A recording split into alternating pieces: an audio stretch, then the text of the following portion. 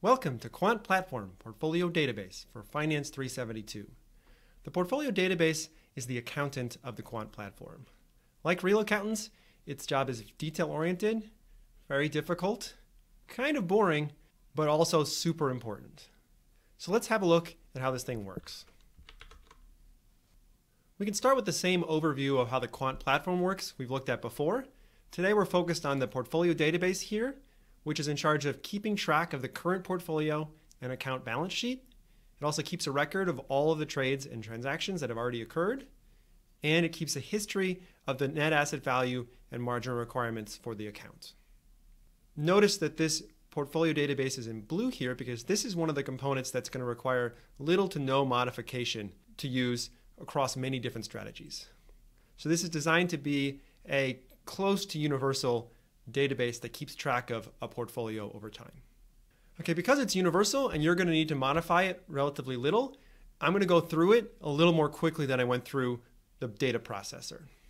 Okay, so instead of building this from the ground up, I'm going to show you the completed result and explain how it works.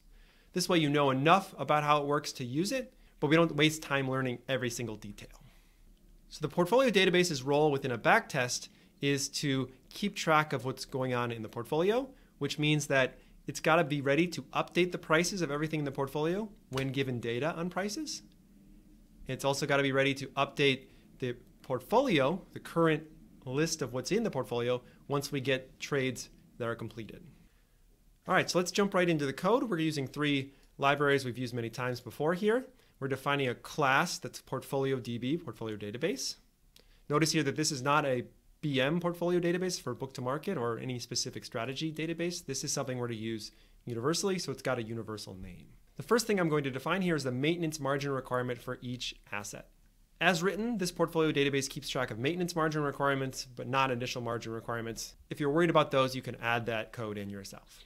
By default, we're going to assume that this is a strategy where the margin requirement is 50% of the absolute value of the asset. This is a safe assumption, conservative assumption for most US equities. If you are using different securities, this could be much too stringent or much too loose. If you can change it pretty easily by just changing this number here to whatever the appropriate total is. Now you may have a strategy where you have different margin requirements for each position, where not every position has the same margin requirement. If that's the case, you would need to tweak this code a little bit. So this chunk of code you should never need to modify. This is just a way of storing how the cash row of the portfolio database will be identified. We'll just call it cash. And then we're going to keep track in a set here of all of the dates that we've tallied. Okay, so the way this database works is it's going to update the current price of everything in the portfolio based on price data and return data that's passed in, but it's only going to want to do this once. So we're just going to tally all the dates for which we have already updated prices and returns.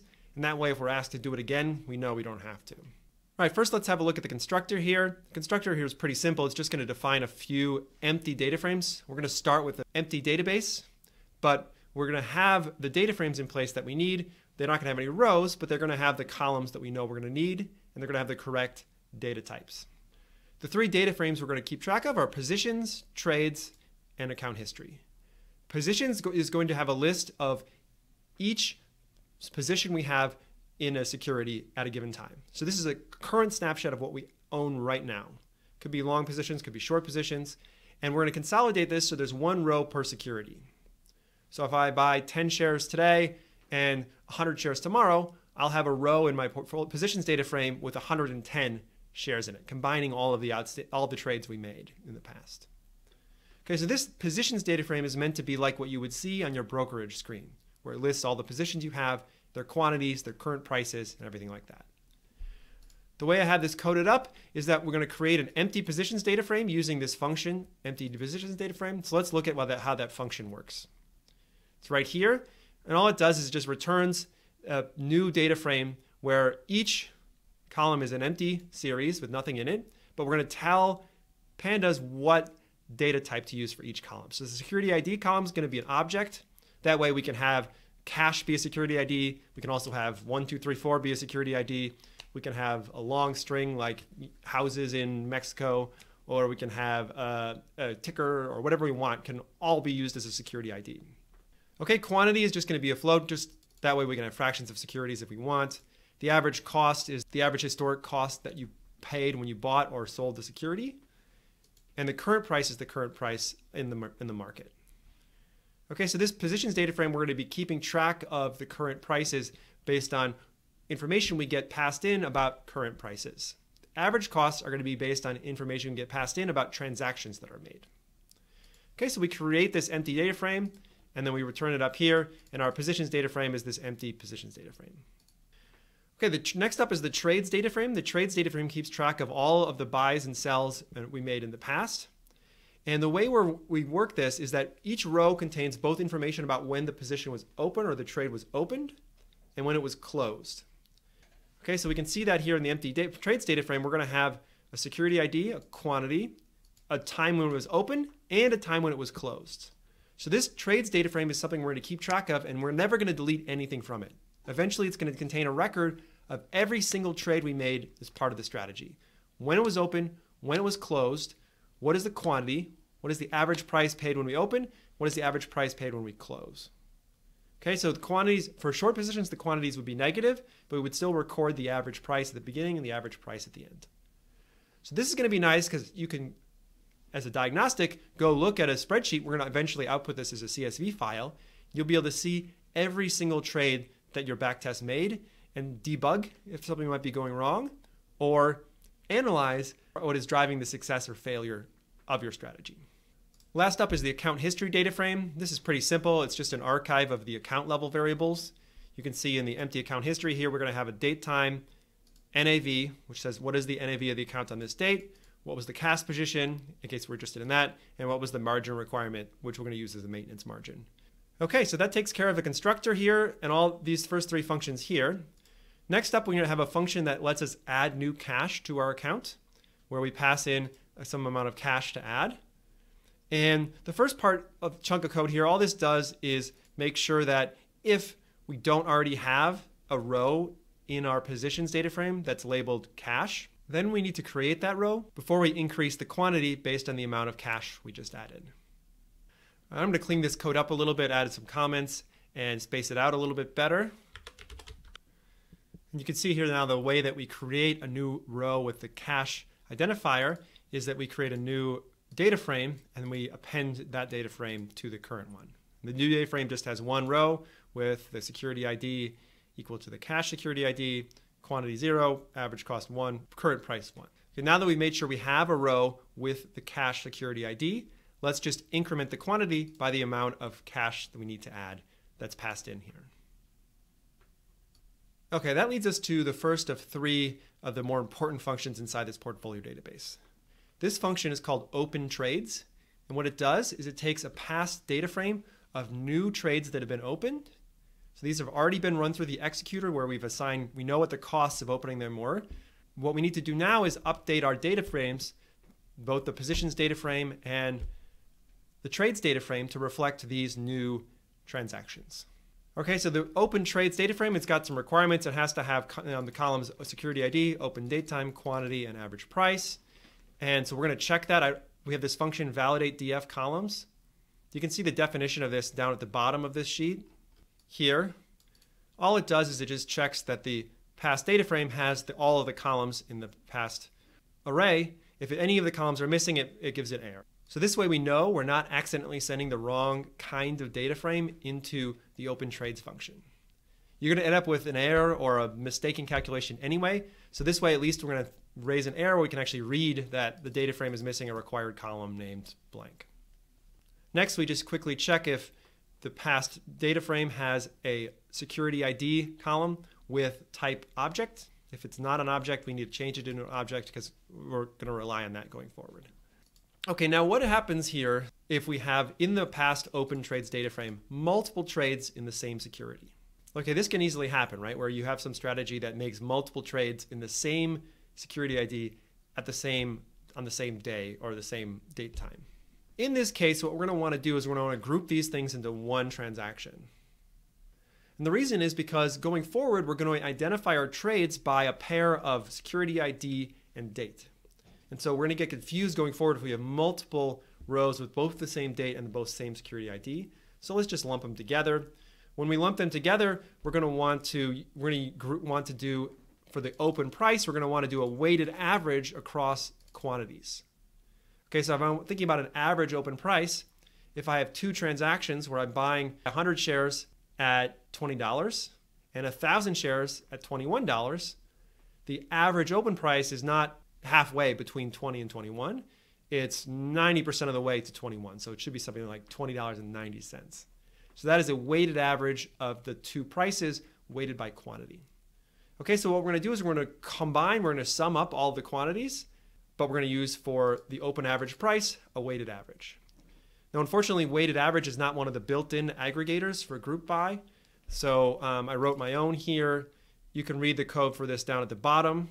It's kind of a mess. I don't need to get into the details of this. The important thing is just that you can know how to use this if you want. It's a pretty useful function. The way you use it is you give it a data frame. You give it the name of the column you want to group by. So in this case, we want to group by security ID. If you want, you can pass a default method where this is the aggregator it uses for all of the columns by default. If you don't pass a default method, it's going to assume you want to aggregate by sums. You can also specify specific methods for specific columns using this dictionary here. And then the most important thing here is I can pass an array of columns that I actually want to use the weighted average aggregator for, and which column you're going to use to weight the weighted average. Okay, so it's easier to see this in an example. Let's go back up here. In this case, we have the open trades data frame. We want to group by security ID and open date time. This is not that important because they all should be the same open date time, but if not, we'll group by this pair here. By default, we're going to use the first thing that appears. So for example, for security ID, it doesn't really matter which one we use. Let's just grab the first one. Okay, but the important thing here is we want to take the weighted average of the open average price. So if we have two entries with the same security ID and the same date, to get an average price out of that, like with my 20 and 21 example, I want to do a weighted average of the two individual open averages weighted by quantity. Okay, so anytime you want to aggregate multiple observations in a data frame and you want to use a weighted average aggregator, this function is pretty useful. All right, now we can just append this data frame to our existing trades data frame. Because remember, the trades data frame is supposed to keep track of everything. It's not going to consolidate any more than we already have here. So we're going to take the existing trades data frame and lump on at the end all of these new trades. Okay, so that's trades data frame taken care of. Now we need to figure out how to handle the portfolio data frame. How do these new trades that we've opened affect our portfolio? Okay, the first thing that happens is our cash changes. This is pretty easy. We can just take our average prices times the quantities, add those up, and whatever we paid will come out of our cash balance. So we'll sum those up and take that out of our cash balance. This works fine even if we have some longs and some shorts. The longs will be entered with positive quantities, the shorts will be entered with negative quantities. And because we have this negative sign here, the shorts will increase our cash, as happens in reality, and the longs will decrease our cash. All right, for entering this into the positions data frame, we don't need all of the columns that might come with the open trades data frame. We only need the security ID, quantity, and open average price columns. So let's grab those and we'll create something new, which is called the trades position DF. This is the thing we're going to eventually put into that positions data frame. Okay, and then we can rename the columns from open average price to average cost just to match the columns in our positions data frame. Okay, then we can append positions to the end of the existing positions data frame. So I'm doing this in a function here because, as you can see below, it's not quite as simple as just appending the positions to the data frame. And the reason is because we need to make sure now that we consolidate into a single observation per security ID. Okay, so again, we're going to group these things together using the weighted average thing. And you can see here that I pass in very similar parameters to I did before, where I'm grouping by security ID, and we take the weighted average of average cost weighted by quantity. I know one potential problem with this is if I have positive quantities coming in where I'm buying and then negative quantities where I'm selling later, but they don't perfectly offset. What this means is that our weighted average is going to be weird now because I have positives and negatives in our weighted average. They can even add up to 0 or something close to 0. We can get negative weighted averages. It becomes a mess sometimes with the weighted average. All right, so to address the situation, if the weighted average ends up being really small, then I'll just set the weighted average to NAN because we're not really sure what that weighted average cost is anymore anyway. Okay, so if you're doing a strategy that is based on the average cost of your trades when you made them, use the trades data frame average cost instead, the open average cost there, because that's going to be much more precise and not going to have these NANs like the average cost is in your positions data frame. All right, so back up to our open trades function. Now we've appended the positions to the end. And the last thing we need to do is remove any zero positions. Okay, this is again to mimic what you see on your brokerage account screen, where once you're down to zero position in a security, it doesn't show that to you anymore. Okay, again, this is its own function down here. And the only trick is just that there's a few different prices to look at, and sometimes they'll be missing. Like we may not have updated the prices yet, so we may not know the current price. If the current price is available and not null, then we'll use that as the price. If the current price is not available, we'll go back to the average cost. And then we'll just remove all the zero positions by selecting the non-zero positions and then assigning that to the positions data frame. Okay, so we'll say that anytime your quantity times your price is less than 1/10 of a cent, then we'll call that 0 and remove you from the database. But we also got to be careful that even when cash has a 0 position, we don't want to remove that. So we might as well just leave cash in there all the time. That's our open trades function taken care of. Let's move on to closed trades. A lot of similar concepts here in terms of the coding, but the idea of the function is just a little different. The idea here is that now we're taking trades that have already been made in the past, opened by buying it for a long position or short it for a short position, and now we're closing them. Okay, so this is not going to create a new row in our trades data frame. It's going to find an existing row in the trades data frame and add those close columns to it. So it's going to wrap up the story of our investment in blank by adding a close date time and a close average price. Okay, so the columns we need here in the closed trades data frame is we need to know what security ID you had when you opened the trade, because that's when we're going to be able to match this to a single row in the trades data frame and know, okay, we're closing that position. We're going to add new information now, which is the date time in which we close the position and the average price at which we close the position. If we somehow have multiple rows with the same security ID on the same close date time, then we do need to group those together somehow because we're not going to match them well with the current trades data frame. So let's group them together and we'll just take whatever the first one is and not worry about anything else. Okay, this shouldn't matter, but just in case we have this here. Okay, and then just in case, again, we'll map the security types to object and date time in case those got messed up somehow. Okay, now what we're going to do is we're going to merge into the trades data frame all the information from the closed trades data frame. So the idea here is, remember, we're not going to be creating new rows because these are not new trades we're opening. We're going to be finding existing rows and merging into them and adding these new close statistics. We're going to merge on security ID and open date time because those are going to be the unique identifiers for each row.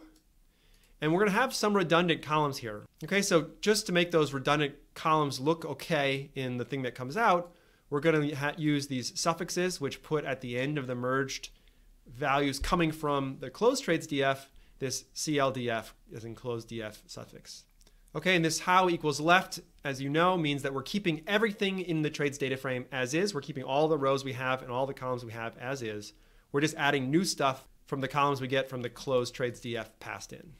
Now we're going to want to do a lot of manipulation on just the rows where we are closing today. All right, so we want to just select the rows where we have a closed date time coming from this current closed trades DF. So these are the rows of the big trades DF that are the ones we're actually closing right now. Okay, and so once we've defined this, now we can use that as sort of our row indexer for all of these different commands we're going to do going forward. For these rows, for the ones we're closing right now, we want to change the close date time, the main column, into the value from coming in from the closed data frame. And the average price, same thing. Okay, and then once we've done this, this is all we need from this new data. So we can just drop anything that has that suffix CLDF. So this is going to drop all of the extraneous columns.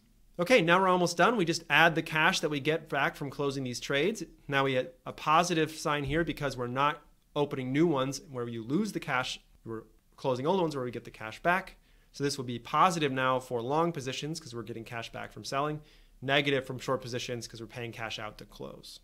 Okay, so we've updated the trades data frame. We've updated cash. We just need to update the positions data frame. This is going to be very similar to what we did before, where now we're going to take all of the just closed trades and we're going to create a trades positions DF just like before.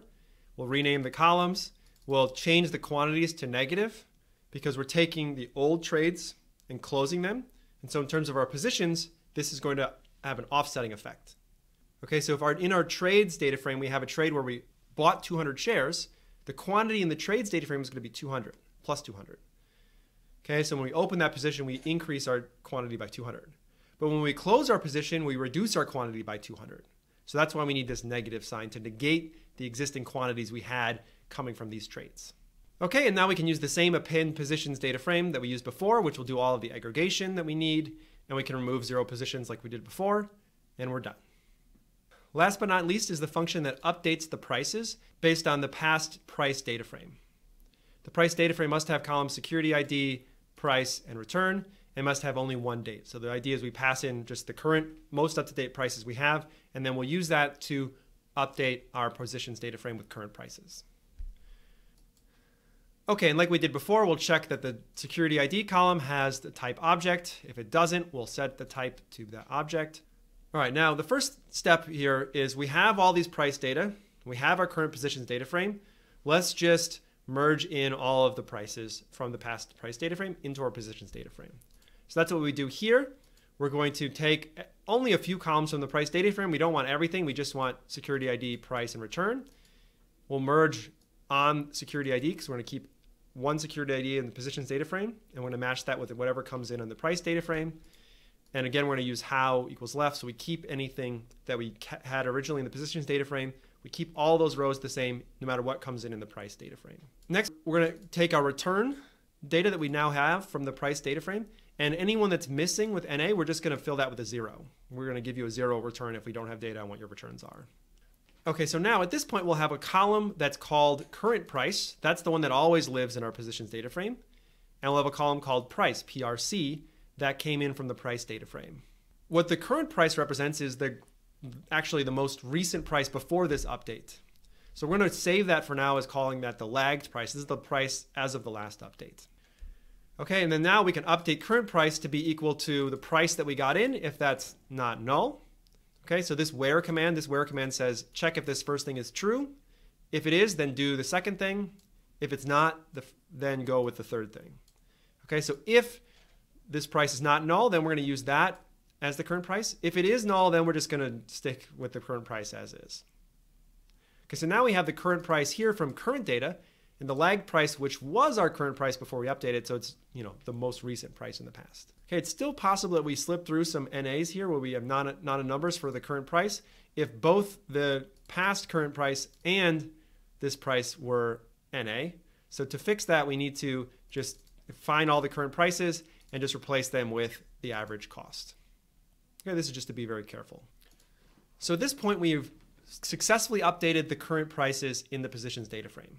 Unfortunately, this will not be correct in terms of reflecting the new value of our portfolio because it misses an important component, which is that returns also come from dividends or cash payouts in addition to price changes.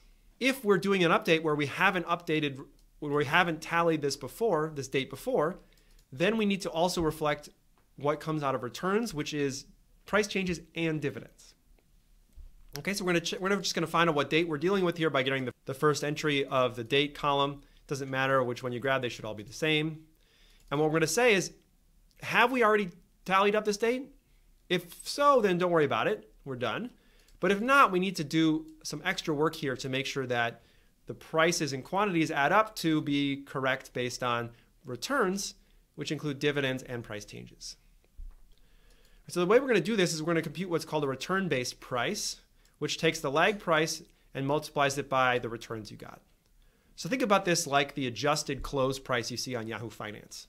It's a hypothetical price where you, instead of paying a dividend, keep that money invested in the firm and add that to the share price. And this will only be different from the actual price today if we had a dividend or if we had a stock split. This is the other reason we need to do this is because of stock splits.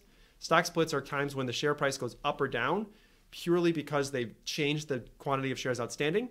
If you're a shareholder and we have a 2-for-1 stock split, my quantity of shares goes up by a factor of 2, but my price goes down by a factor of 2, so I come out even.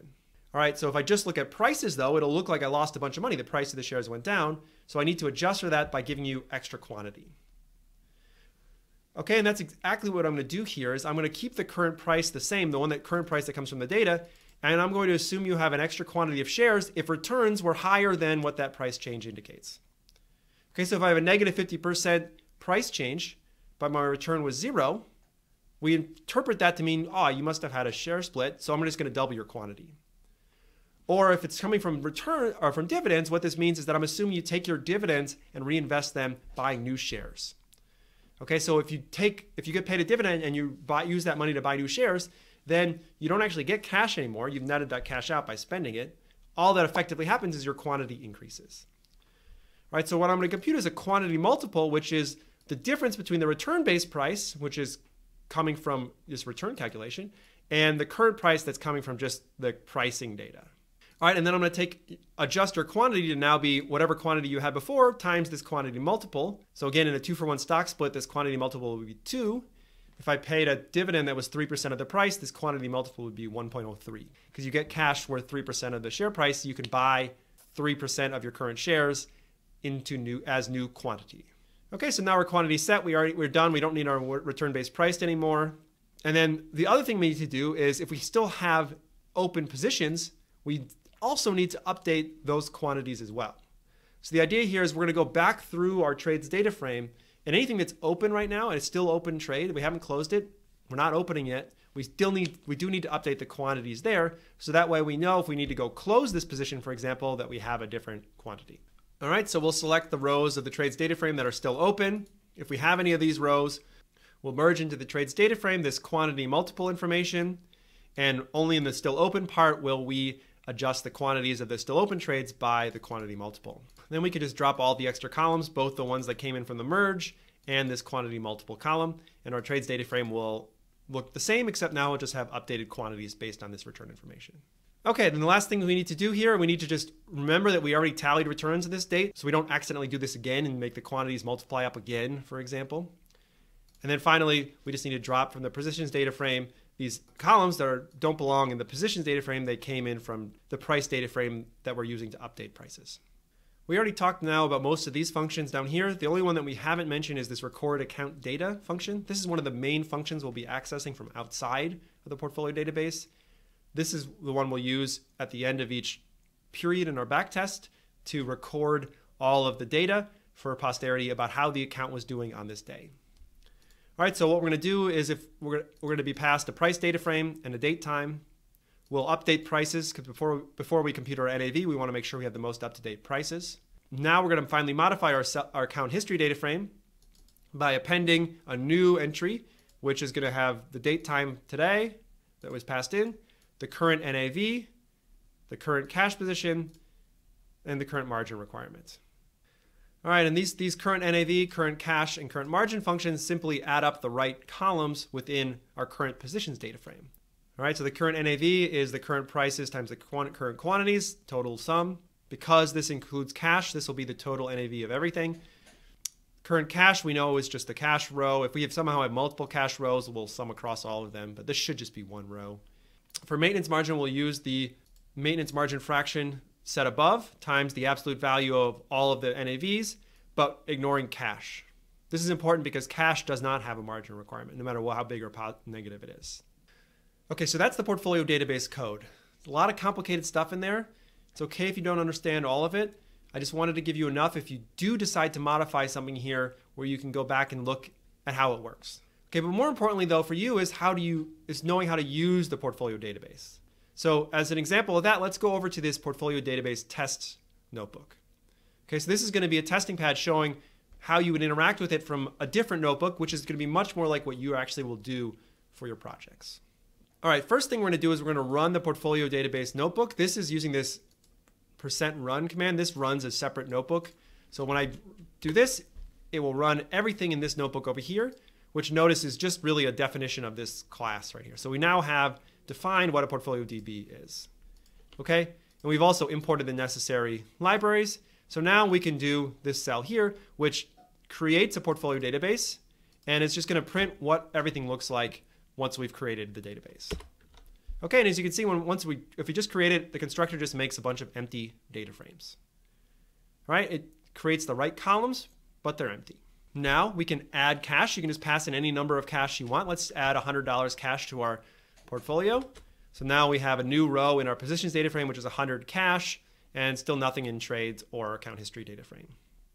All right, so let's create now a dummy set of trades with the necessary columns, and we'll use these as our test trades that we'll enter into the database. Okay, so our set of open trades looks like this. In this example, let's say we have 2 trades open on January 23rd, 1 trade open on January 24th, security IDs 1, 2, 3, 4, 5, 6, 7, 8, 9, 0. And then we have 2 trades on the same security ID, different quantities, different prices. And then I'm passing here some custom data. This is just an example. This can be anything.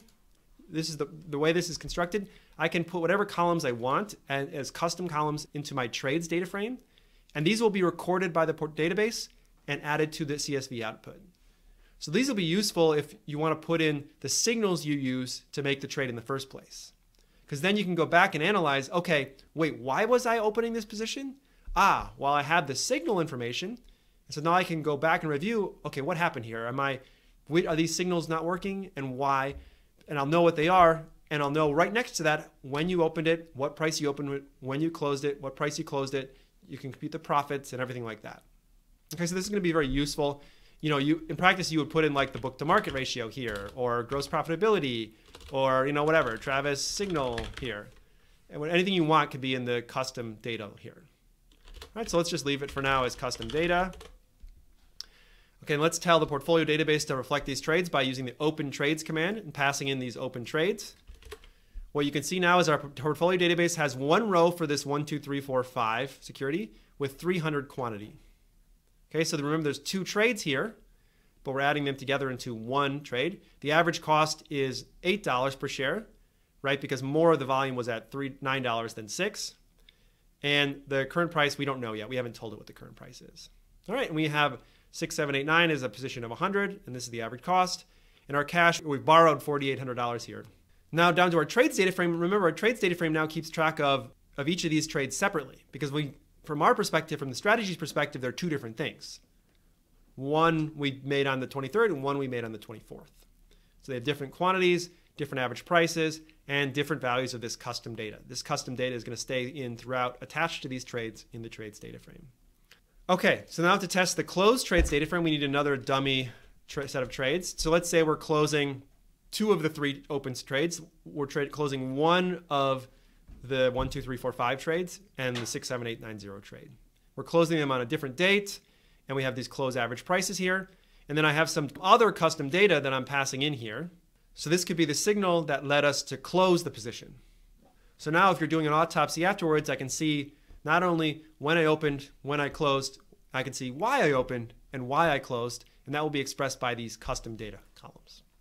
Now we can tell the portfolio database to close these trades based on this past closed trades variable. And you can see now we've gotten a lot of our cash back by closing these positions. We have the same trades data frame rows. We don't close any of these rows, but now we know that we've closed date time here and the close average price for 2 of the 3. Okay, and you can see we're keeping track of both custom data columns. Next, let's test the update prices function. So let's create a price data frame that tells us what the current prices are of 1, 2, 3, 4, 5, and 6, 7, 8, 9, 0. And then let's update the prices here. So these says prices and returns. And you can see what happened here is that we have a current price of $6 for this 1, 2, 3, 4, 5. But notice that our return was negative 50%. Okay, so the price stayed the same, but the return was really negative.